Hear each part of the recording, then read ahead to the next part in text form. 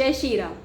आप सभी का स्वागत है आपके अपने चैनल इनलाइटन द लाइफ में। मैं पूजा त्रिपाठी आप सबका अपने चैनल पर स्वागत करती हूँ।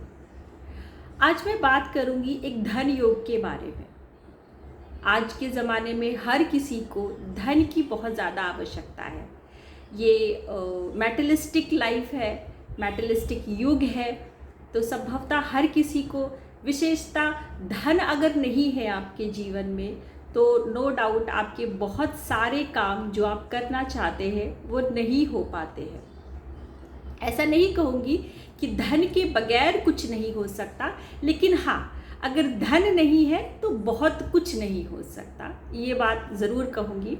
तो उसी से रिलेटेड मैं आपको एक सूत्र बताने वाली हूँ जो अगर आपकी कुंडली में घटित हो रहा है तो आपको विशेष धन की प्राप्ति होगी।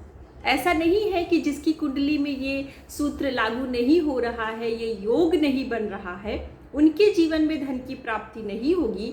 धन प्राप्त करने के अनेकों योग है, बहुत सारे योग होते हैं कुंडली में, लेकिन आज यहाँ पर मैं आपको लग्नेश, धनेश और लाभेश के संबंध के बारे में बताऊंगी, जिसमें एक विशेष धन की बात हम कह सकते हैं।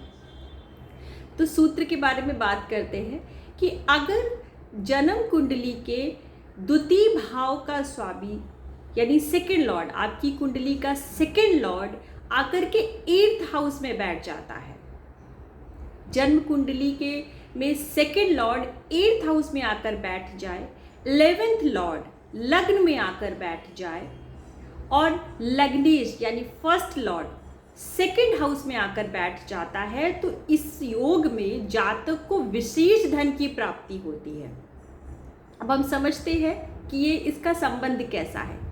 धनेश जो दूसरे भाव का स्वामी होता है उसे धनेश कहते हैं, वो आकर के बैठ जाए 8th हाउस में। 8th हाउस क्या होता है? सडन गेन का होता है, पैतृक संपत्ति का होता है।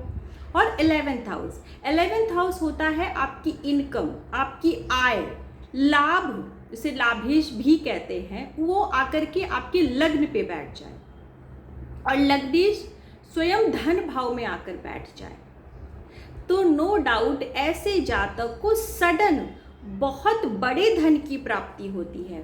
पहले हम कह सकते थे कि ऐसे जातक को गड़ा हुआ धन मिल सकता है, लेकिन शायद आज हम ये बात नहीं कह सकते क्योंकि युग परिवर्तित हो गया है और हर किसी को गड़े हुए धन की प्राप्ति नहीं होती।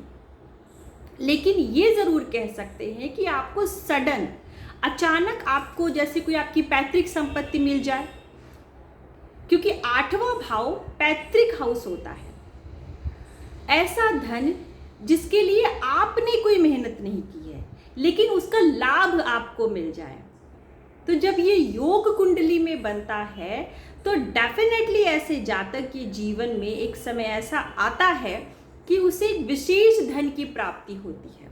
दूसरा भाव कुटुंब का भाव भी है, तो कुटुंब से रिलेटेड आपके कुटुंब जन में से कोई आपको वो संपत्ति दे दे, और दूसरे भाव का स्वामी 8वें भाव में बैठकर स्वयं अपने भाव को देखता है।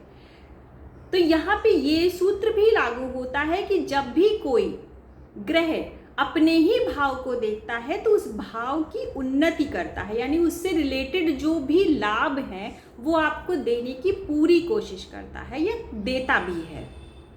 और लग्नेश का संबंध जो है वो स्वयं दूसरे भाव से बन गया, यानी कि ऐसा जातक धन कमाने के लिए या धन प्राप्त करने के लिए हमेशा इच्छुक रहेगा।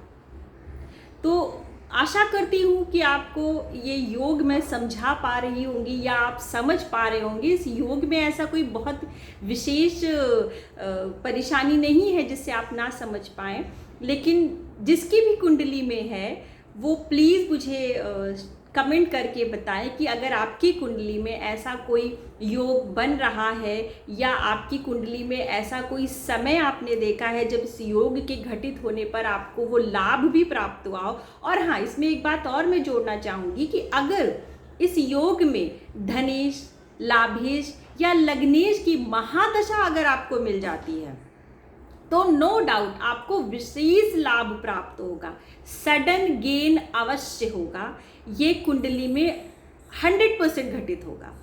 तो अगर आपके भी जीवन में ऐसा कुछ योग घटित हुआ है और आपको उससे लाभ प्राप्त हुआ है तो कमेंट करके ज़रूर बताएं। और अगर आपको मेरा ये वीडियो पसंद आया है, ये विश्लेषण पसंद आया हो, तो इस वीडियो को शेयर करें, मेरे चैनल को सब्सक्राइब करें और लाइक करें। धन्यवाद।